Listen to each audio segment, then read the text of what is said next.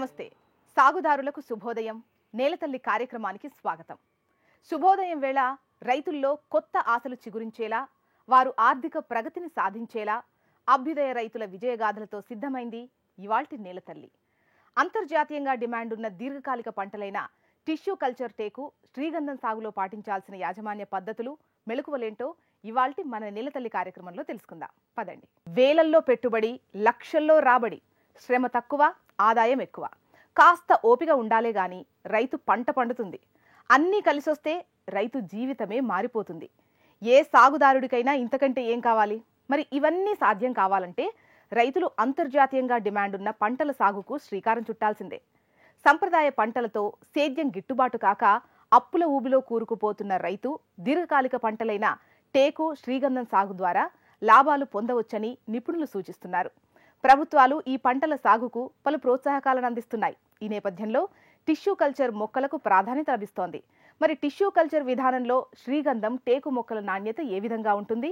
వాటి సాగు విధానాలేంటి? ఏ నేలలు సాగుకు అనుకూలం వంటి అంశాలపై అభ్యుదయ రైతు పురుషోత్తమరావు అనుభవాలను తెలుసుకుందాం. సంప్రదాయ పంటల సాగులో పెట్టుబడులు పెరిగి మద్దతు ధరలు రాక రైతుకు అప్పులే మిగులుతున్నాయి. సాగు రైతుకు ఏమాత్రం గిట్టుబాటు కావటం లేదు. ఈ క్రమంలో లాభాలనిచ్చే ప్రత్యామ్నాయ పంటల సాగువైపు రైతులను మళ్లించేందుకు ప్రభుత్వాలు దృష్టి సారిస్తున్నాయి.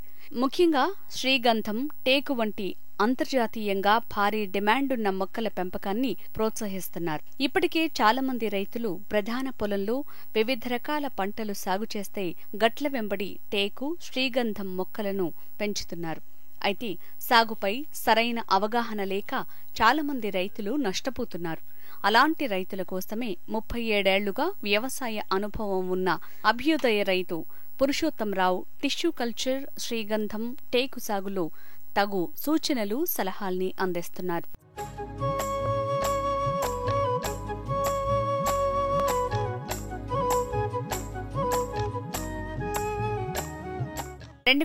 సంవత్సరంలో టిష్యూ కల్చర్ టేకు విధానం అందుబాటులోకి వచ్చింది.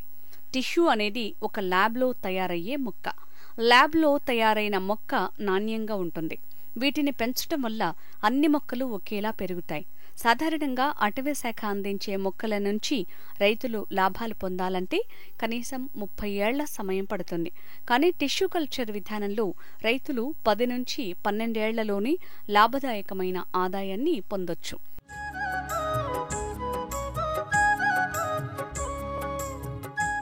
ప్రతి నేల టిష్యూ కల్చర్, శ్రీగంధం, టేకు సాగుకు అనుకూలం. నీరు నిలవని ప్రాంతాలైతే రైతుకు లాభం దక్కుతుంది. మొక్కకు మధ్య 12 అడుగుల దూరాన్ని ఖచ్చితంగా పాటించాలి.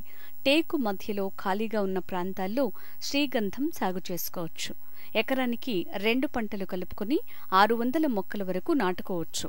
మొక్క నాటుకున్న 3 ఏళ్ల వరకు మొక్కను సంరక్షించుకుంటేనే ఎదుగుదల బాగుండి రైతుకు లాభం దక్కుతుంది. డిమాండ్ ఉంది కదా అని చాలా మంది నర్సరీ నిర్వాహకులు నాసిరకపు మొక్కలు అంటే టిష్యూ కల్చర్ కాని సాధారణ మొక్కలను రైతులకు తక్కువ ధరకే విక్రయిస్తున్నారు. వీటి వల్ల రైతులు పంట చేతికొందే సమయంలో నష్టాల పాలవుతున్నారు. అలాంటి పొరపాట్లు జరగకుండా నాణ్యమైన మొక్కలను ఎన్నుకోవాలని సూచిస్తున్నారు పురుషోత్తమరావు గారు. మొక్క ఎంపిక బాగుంటేనే దాని నుంచి వచ్చే ఉత్పత్తికి అంతర్జాతీయంగా మంచి రేటుంటుంది. ప్రస్తుతం కూలీల సమస్యను ఎదుర్కొని నీటి సమస్యను అధిగమించి లాభాలు పొందాలంటే ఈ 2 పంటలను సాగు చేసుకోవాలని సూచిస్తున్నారు. 30 ఏళ్ల వయస్సు కలిగిన చెట్టు నుంచి జీవకణాలు సేకరించి ల్యాబుల్లో టిష్యూ కల్చర్ మొక్కల్ని తయారు చేస్తారు. ఈ పద్ధతిలో మొక్కలను తయారు చేయటం కాస్త ఖర్చుతో కూడుకున్న పని. అందుకే మార్కెట్లో టిష్యూ కల్చర్ మొక్కల ధర ఎక్కువగా ఉంటుంది.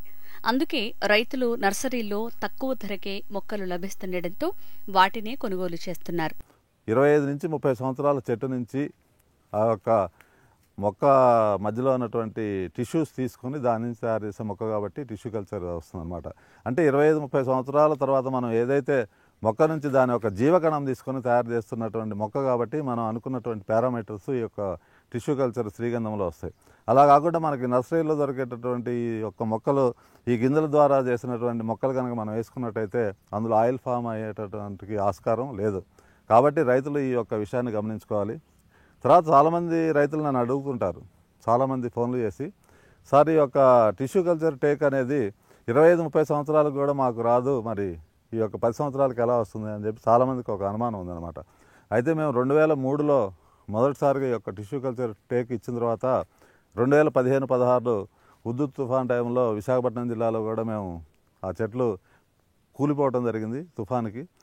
దాని తర్వాత అది అమ్మిన తర్వాత అప్పుడు టిష్యూ కల్చర్ టేక్కి తర్వాత మనకి ఫారెస్ట్లో దొరికేటటువంటి అటవీ ప్రాంతంలో దొరికే టేకుకి ఎటువంటి రేటులో వ్యత్యాసం లేకుండా ఇది కూడా అదే రేటు అదే క్వాలిటీతోటి అమ్మకం జరిగిందనమాట. పంట అధిక లాభాన్ని ఇచ్చే పంట ఏదైనా ఉన్నదా అని గమనించినట్టయితే వాళ్ళందరికీ కూడా ఈ యొక్క శ్రీగంధం అదేవిధంగా టిష్యూ కల్చర్ టేక్ మీద బాగా మక్కువ కలిగింది.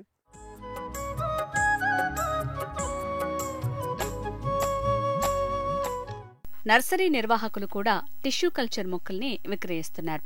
అయితే ఈ మొక్కల్ని సాగు చేయటం వల్ల రైతు కష్టం అంతా వృధా అవుతుందంటారు పురుషోత్తంరావు. టిష్యూ కల్చర్ టేకు మొక్కలు కానీ కూడా టిష్యూ కల్చర్ టేకు మొక్కలు అని చెప్పి కూడా మనకి నర్సరీలో ఇస్తున్నారు. ఎందుకంటే ఈ విధంగా ఎందుకు చెప్పాల్సి వస్తుందంటే ధర విషయానికి వచ్చేసరికి రైతు ఎక్కడైతే రేటు తక్కువ ఉంటుందో అక్కడే మొక్కలు తీసుకోవాలనే ఒక నిశ్చయంతో ఉంటాడు కాబట్టి దానివల్ల చాలా నష్టపోవడం జరుగుతుంది అనమాట. తర్వాత టిష్యూ కల్చర్ టేకు మొక్క అంటే అది ల్యాబ్లో తయారవుతున్న విషయం అందరికీ తెలిసిందే. టిష్యూ అంటేనే టిష్యూ కల్చర్ ల్యాబ్ అనమాట. మరి ఆ ల్యాబ్లో దానికి కావాల్సినటువంటి పెట్టుబడులు అయితే ఏమైతే ఉంది ఆ మొక్క తయారు కావడానికి తక్కువలో తక్కువ 90 నుంచి 100 రూపాయలు మొక్క తయారు కావడానికి జరుగుతుంది అనమాట. కాబట్టి మరి అటువంటి మొక్కని మనం మార్కెట్లో 20 రూపాయలు 30 రూపాయలకి కూడా టేకు చెట్లు అమ్ముతుంటారు. కొంతమంది 60 రూపాయలు అని కూడా చెప్తుంటారు టిష్యూ కల్చర్. కాబట్టి ఇది ఒక రైతులు గమనించాల్సిన అవసరం కూడా ఉందన్నమాట. టిష్యూ కల్చర్ టేకు శ్రీగంధం సాగులో రైతు పడుతున్న ఇబ్బందుల్ని గుర్తించి 2018వ సంవత్సరం నుంచి సాగుకు సంబంధించిన సలహాలు సూచనలు అందిస్తున్నారు పురుషోత్తంరావు గారు. టిష్యూ కల్చర్ టేకు శ్రీగంధం సాగు చేయాలనుకునే రైతులకు అవగాహన తప్పనిసరి అంటున్నారు ఈయన. దీని మీద అవగాహన అనేది చాలా ముఖ్యం. తర్వాత అన్ని రకాల సాయిల్స్లో మనం దీన్ని సాగు చేసుకోవచ్చు. మొదటి 3 సంవత్సరాలు మెయింటెనెన్స్ ఖచ్చితంగా చేయాలి. నీటి వసతి అనేది 3 సంవత్సరాలు బాగా ఇచ్చుకోవాలి. దాని తర్వాత 3 సంవత్సరాల తర్వాత ఆటోమేటిక్గా అది పెరిగే అవకాశం ఉందన్నమాట. టేకు శ్రీగంధానికి మటుకు కొద్దిగా నీటి యాజమాన్యం పాటించాలి. వీలైనంత వరకు డ్రిప్ సిస్టమ్ కనుక వేసుకున్నట్టయితే ఈ యొక్క సమస్యను కూడా మనం అధిగమించవచ్చు. నీరు కూడా బాగా తక్కువగా పడుతుంది కాబట్టి ఒక బోరు ఉన్నా కానీ మనం ఆ ఒక బోరు ద్వారా తక్కువలో తక్కువ 8 నుంచి 10 ఎకరాలు కూడా మనం ఈ యొక్క పంటలను సాగు చేసుకునే అవకాశం ఉంటుంది. తర్వాత ముఖ్యంగా ఏంటంటే మనకి రాను మనకి వ్యవసాయ రంగంలో కూలీల సమస్య అనేది బాగా ఎక్కువగా జరుగుతుంది. తర్వాత నీటి సమస్య, ఈ రెండుని అధిగమించి లాభాలు పొందాలి అంటే కనుక మనం ఈ యొక్క 2 పంటలను కనుక మనం మన పొలాల్లో సాగు చేసుకోవచ్చు. అలాగే చాలామంది యొక్క లేబర్ పరిస్థితిని తట్టుకోలేక చాలా వరకు పంట భూములను కూడా బీడు భూములుగా మారుస్తున్నారు. అటువంటి వాటిలో కూడా ఈ యొక్క టిష్యూ కల్చర్ టేకు శాండిల్ పెట్టుకోవడం అనేది చాలా ఉత్తమం. టిష్యూ కల్చర్ టేక్కి తర్వాత మనకి ఫారెస్ట్లో దొరికేటటువంటి అటవీ ప్రాంతంలో దొరికే టేకుకి ఎటువంటి రేటులో వ్యత్యాసం లేకుండా ఇది కూడా అదే రేటు అదే క్వాలిటీతోటి అమ్మకం జరిగిందనమాట. దాని తర్వాతనే మేము 2018 నుంచి ఈ యొక్క టిష్యూ కల్చర్ టేక్ గురించి రైతులకు వివరించడం జరుగుతుంది. రానున్న రోజుల్లో ఎదురయ్యే కూలీల సమస్య, నీటి ఇబ్బందుల్ని అధిగమించి లాభాలు పొందాలంటే రైతులు తప్పనిసరిగా ఈ 2 పంటలను సాగు చేసుకోవాలంటున్నారు. శ్రీగంధం విషయానికి వచ్చేసరికి చాలామంది నన్ను అడుగుతున్న విషయం ఏంటంటే మీ మొక్క బాగా రేట్ ఎక్కువ ఉందండి, మాకు చాలా ధర తక్కువలో దొరుకుతాయని చెప్పి అంటారనమాట. ఇప్పటివరకు నేను ఇక్కడ ఉన్నటువంటి మన ప్రేక్షకులకి చాలామంది గింజలు వస్తుంటాయి అన్నమాట. ప్రతి శ్రీగంధం చెట్టుకి 3 సంవత్సరాల తర్వాత గింజలు వస్తాయి. ఆ గింజల నుంచి కూడా మొక్కలు తయారు చేసుకునే అవకాశం ఉందన్నమాట. ఆ గింజల నుంచి తయారు చేసిన మొక్క 10 రూపాయలకు 15 రూపాయలకి 10 రూపాయలు కాదు 5 రూపాయలకి అమ్ముకున్నా కానీ నర్సరీ వాళ్ళకి చాలా లాభమే. మరి ఆ మొక్కలు తీసుకొచ్చి పెట్టుకున్న తర్వాత మనకి దానిలో ఉన్నటువంటి సమస్య ఏది ఉంటుందో దాంట్లో మనం అనుకున్నటువంటి క్వాలిటీ చెక్క రాదు, అలాగే ఆయిల్ కూడా ఫామ్ కాదనమాట. మనకి శ్రీగంధంలో ముఖ్యంగా ఏదైతే ఆయిల్ ఫామ్ అవుతుందో అదే మనకి శ్రీగంధం. అదే వచ్చేసి మీకు కేజీ రేట్ వచ్చేసి తక్కువలో తక్కువ 3,500-4 వేల నుంచి 6,000 రూపాయలు కేజీ అమ్ముతారు. అంటే ఆ ఒక పారామీటర్స్ ఉండాలి, ఆయిల్ ఫామ్ కావాలి. అలా కాకుండా ఏదో మనం మొక్క పెట్టిన తర్వాత ఆ మొక్క ద్వారా మనం అటువంటి ఆయిల్ పొందలేం అనమాట. ఉదాహరణకి ఇక్కడ ఈ గింజలు నా చేతిలో ఉన్న గింజలు ఇవి శ్రీగంధం చెట్టుకు సంబంధించినవి. ప్రస్తుతం ఇక్కడ కూడా ఈ యొక్క ఫామ్లో టిష్యూ కల్చర్ నుంచి కూడా ఈ గింజలు వచ్చినాయి. చాలామంది అనుకుంటారు ఈ గింజల నుంచి మనం విత్తనాలు నర్సరీ రైజ్ చేసుకోవచ్చు. ఇవి ఇంకా కొద్దిగా పండు దశలో ఉన్నాయి, ఇవి పూర్తిగా మెచ్యూర్ కాలేదు, అందుకే కొద్దిగా ఎర్ర రంగులో ఉన్నాయి. తయారైనటువంటి గింజలు పూర్తిగా ఈ యొక్క నల్ల రంగులోకి వస్తుంది. దీన్ని మనం ఎండబెట్టుకొని దీని నుంచి కూడా మొక్కను తయారు చేసుకోవచ్చు. ఒక పంట నుంచి ఆదాయం లభించాలంటే రైతు తప్పనిసరిగా 10 ఏళ్లు వేచి చూడాల్సిందే. అప్పటి వరకు యాజమాన్య పద్ధతులు పాటిస్తూ ఉండాలి. ప్రధానంగా మొక్క నాటిన 3 ఏళ్ల వరకు తగిన జాగ్రత్తలు తీసుకోవాల్సిన అవసరం ఎంతైనా ఉంది. ఆ తర్వాత ఒక పంట నుంచి ఎకరానికి అన్ని ఖర్చులు పోను సుమారు 70 లక్షల వరకు ఆదాయం లభిస్తుంది అంటున్నారు నిపుణులు. రానున్న రోజుల్లో టేకు, శ్రీగంధానికి మంచి డిమాండ్ ఏర్పడుతుందని, దానిని రైతులు సద్వినియోగం చేసుకోవాలని సూచిస్తున్నారు. 300 చెట్లు మనం కనుక ఒక ఎకరానికి సాగు చేసుకున్నట్టయితే ప్రస్తుత పరిస్థితుల్లో ఉన్నటువంటి మార్కెట్ రేటు 2 నుంచి 2.5 వేల రూపాయలు ఒక క్యూబిక్ ఫీట్కి ఉంది. అంటే దీన్ని బట్టి నేను చెప్పిన ప్రకారం మనం 15 నుంచి 20 క్యూబిక్ ఫీట్లు అనుకుంటున్నాం. మనం అంటే ఒక చెట్టు నుంచి 15 నుంచి 20 క్యూబిక్ ఫీట్లు కాదు, 15 క్యూబిక్ ఫీట్లే లెక్క చేసుకుందాం. 15 క్యూబిక్ ఫీట్లు ఒక చెట్టు నుంచి 10 సంవత్సరాల తర్వాత వచ్చిన తర్వాత 10 సంవత్సరాల తర్వాత ధర అనేది కూడా మనం ఆలోచించద్దు, పక్కన పెడదాం. ఈరోజు ప్రకారం మనం 2,000 రూపాయలు క్యూబిక్ ఫీట్ అనుకున్నా కానీ 10 సంవత్సరాల తర్వాత కూడా ఇదే ధరని మనం తీసుకున్నట్టయితే 15 క్యూబిక్ ఫీట్లకి 2,000 చొప్పున 30,000 రూపాయలు ఒక మొక్కకి. అంటే 300 మొక్కలకి 30,000 చొప్పున 90 లక్షల రూపాయల వరకు నికర ఆదాయం తీసుకునే అవకాశం ఉన్నదన్నమాట. తర్వాత దీనిలో మనం ఈ యొక్క 10 సంవత్సరాలు పెట్టుబడులు కానివ్వండి, తర్వాత సొంత భూమి లేకుండా లీజుకి తీసుకొని కౌలులో పండించే వాళ్ళు కానివ్వండి, వాళ్ళందరికీ కూడా దాంట్లో మీకు దగ్గరగా ఒక కౌలు భూమి అయితే కనుక 8 నుంచి 10 లక్షల రూపాయలు కౌలుకే కానీ తర్వాత యాజమాన్యానికే కానీ వీటికి లెక్క తీసేసినప్పటికి కూడా నికరంగా మనకి 75 లక్షలు అనేది ఒక ఆదాయం అనేది సమకూరుతుంది. ఒకవేళ మీరు దీనికి కూడా సంతృప్తి పడకుండా ఏదో కోట్లు వస్తాయి అది ఇది అంటే మటుకు దాని గురించి మనమే ఆలోచించుకోవాలి, రైతులు ఆలోచించుకోవాలి. కాబట్టి 10 సంవత్సరాల తర్వాత ఒక పంట నుంచి మనం ఎకరానికి తక్కువలో తక్కువ 70 లక్షల రూపాయల ఆదాయం, నికర ఆదాయం పొందేటటువంటి పంటగా ఈ యొక్క శ్రీగంధము, tissue culture teak. Tissue culture teak వచ్చేసరికి నేను చెప్పినటువంటి ఈ లెక్క వర్తిస్తుంది. అలాగే శ్రీగంధం గురించి కూడా మనం ఒక చెట్టు నుంచి 15 నుంచి 20 కేజీలు మాత్రమే మనం క్వాలిటీ చెక్కను పొందామనుకోండి, అందులో ఆయిల్ ఫామ్ అయిపోయి ఉంటుంది. దాని ద్వారా మనం కేజీ వచ్చేసరికి ఇవాళ మార్కెట్ రేట్ వచ్చేసరికి 2.5 నుంచి 3,000, కొన్ని సందర్భాల్లో 4,000, 4,500 కూడా అమ్ముతున్నారు.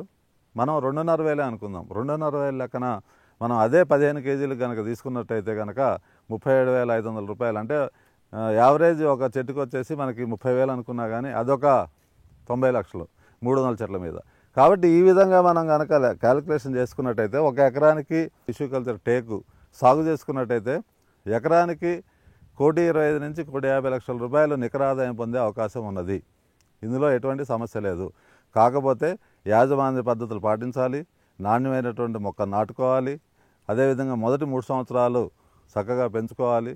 ఇవన్నీ చేసిన తర్వాతనే మనకి ఈ యొక్క పారామీటర్స్కి మన మొక్కలు వస్తుంది.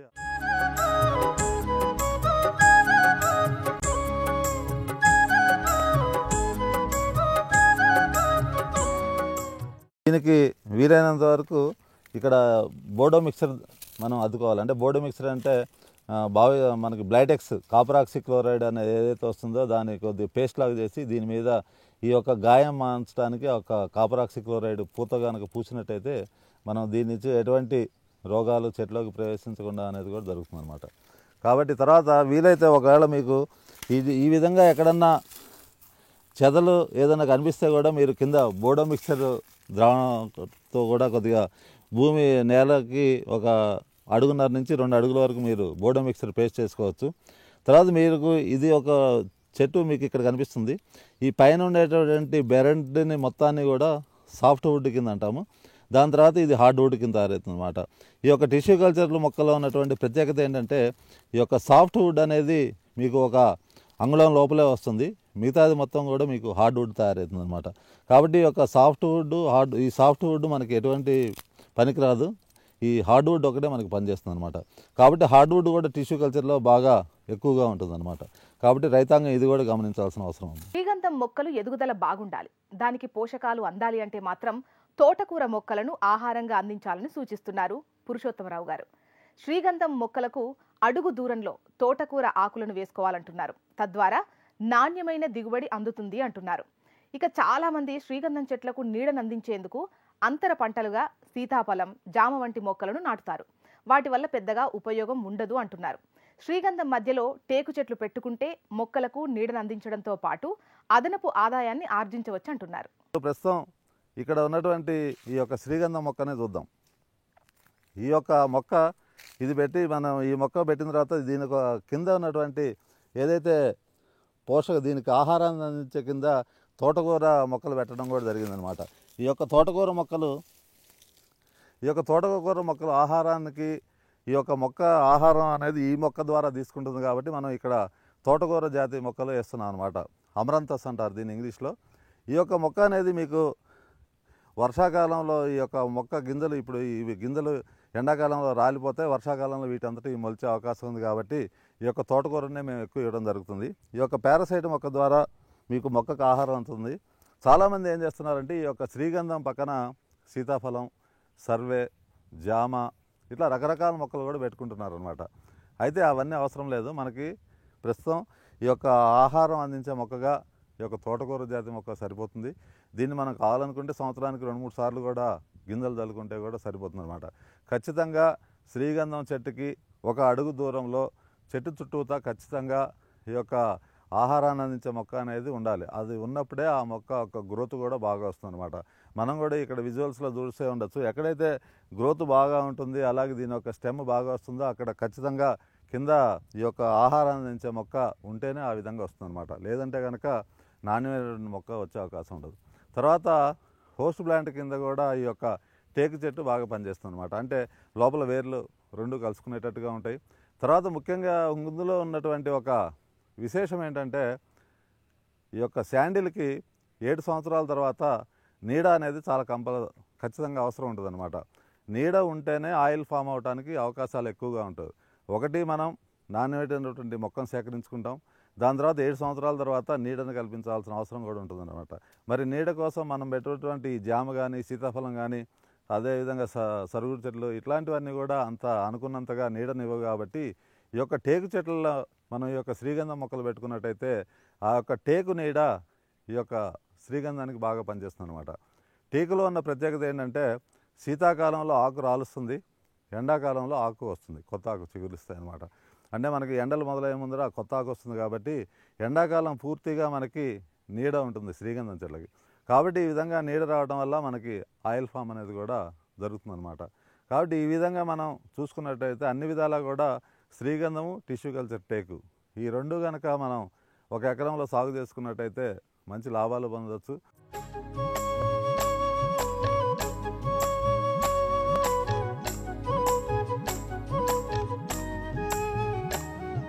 మీరు ఏ మొక్క కొన్నా కానివ్వండి, ఏ నర్సరీలో కొన్నా కానీ రసీదు అనేది ఖచ్చితంగా పొందండి. రసీదు లేకుండా ఆ యొక్క నర్సరీ కూడా నేషనల్ హార్టికల్చర్ బోర్డు ద్వారా కానివ్వండి, తర్వాత రాష్ట్ర ఉద్యాన శాఖ కానీ గుర్తింపు పొందిన నర్సరీలోనే తీసుకోండి. ఇది నేను అనేక కార్యక్రమాల్లో రైతాంగానికి చెప్పడం జరిగిందనమాట. మనం నర్సరీల మీద ఆధారపడి రైతాంగం చాలా నష్టపోతున్నాం అనమాట. కాబట్టి నర్సరీలో నుంచి తీసుకోండి. ఎందుకంటే మనకి సమయాభావం ఒకటి, కూలీలు దొరకపోవడం ఒకటి, రకరకాల సమస్యలతోటి రైతు నర్సరీల మీద ఆధారపడుతున్నాం. కాబట్టి ఆ నర్సరీ గుర్తింపు పొందిందా లేదా రాష్ట్ర ప్రభుత్వం అలాగే కేంద్ర ప్రభుత్వం ద్వారా దాని నుంచి ప్రతి మొక్కకి మీరు రసీదు పొందండి. ఆ రసీదుని మీరు చాలా జాగ్రత్తగా పెట్టుకొని ఎటువంటి తర్వాత తేడా వచ్చినా కానీ ఒక నర్సరీ మీద మనం వినియోగదారుల ఫోరం ద్వారా కానివ్వండి, వ్యవసాయ అధికారుల ద్వారా కానీ చర్యలు తీసుకోవడానికి కూడా అవకాశం ఉంటుంది. కాబట్టి రసీదుని తప్పనిసరిగా పొందండి. టిష్యూ కల్చర్ మొక్కలు ఎదిగే క్రమంలో ఎలాంటి జాగ్రత్తలు తీసుకోవాలి? సేంద్రియ పద్ధతుల్లో టిష్యూ కల్చర్ శ్రీగంధం, టేకు మొక్కలను పెంచుకోవచ్చా? మొక్కలకు అందించాల్సిన సేంద్రియ ఎరువులేంటి? తెగుళ్లను అరికట్టాల్సిన విధానాలేంటి? కలప అమ్మకం సమయంలో పాటించాల్సిన పద్ధతులేంటో ఇప్పుడు తెలుసుకుందాం. సేంద్రియ విధానంలో పండించుకోవాలి అనుకున్న వాళ్ళకి సాయిల్ ద్వారానే వీలైనంత వరకు మనం సాయిల్ ఫర్టిలిటీ అనేది కెమికల్స్ లేకుండా చేసుకుంటాం. కాబట్టి సాయిల్ ఫర్టిలిటీ పెంచుకోవడానికి జీవన ఎరువులతో పాటుగా మనకి పచ్చిరొట్ట ఎరువులు, అలాగే ఈ మధ్యకాలంలో మనకి దొరుకుతున్నటువంటి సిటీ కాంపోస్టు ఇటువంటివి కూడా వేసుకోవచ్చు అనమాట. గుంతల్లో మటుకు ఖచ్చితంగా మీరు సిటీ కాంపోస్టు లేదంటే కనుక మన యొక్క పశువుల పెంట ఇటువంటివన్నీ చితికిన పశువుల పెంట, బాగా మక్కిన గొర్రెలేరు ఇటువంటివి కూడా వేసుకోవాలి. మీరు కనుక ఈ యొక్క మొక్కలు తీసుకునేటప్పుడు దానికి సంబంధించినటువంటి పూర్తి సమాచారాన్ని కూడా మీకు ఇవ్వడం జరుగుతుంది.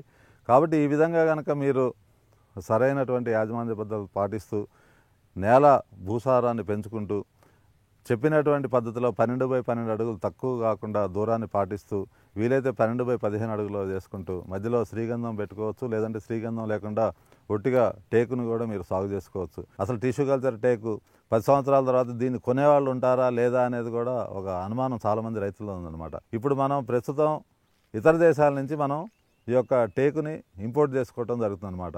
మనకి ఉత్పత్తికి అలాగే వినియోగానికి దగ్గర 40 నుంచి 50% అంతరం ఉందన్నమాట. అంటే మనకి కావాల్సినటువంటి 100% మనకి చెక్క ఏదైతే మనకి వుడ్ అవసరమో అది ప్రస్తుతం మన దగ్గర 50 నుంచి 60% అందుబాటులో ఉందన్నమాట. కాబట్టి రానున్న 10 సంవత్సరాల్లో కూడా ఇటువంటి మొక్క పెట్టుకోవడం వల్ల నష్టం అనేది అయితే ఉండదు. ఈరోజు ప్రసారమైన కార్యక్రమంతో పాటు సాగుదారులకు ఉపయోగపడే సేద్య సమాచారం, అభ్యుదయ రైతుల అనుభవాల కోసం HMTV అగ్రి యూట్యూబ్ ఛానల్ని సబ్స్క్రైబ్ చేసుకోండి. ఇది ఇవాల్టి నేలతల్లి కార్యక్రమం. నమస్తే.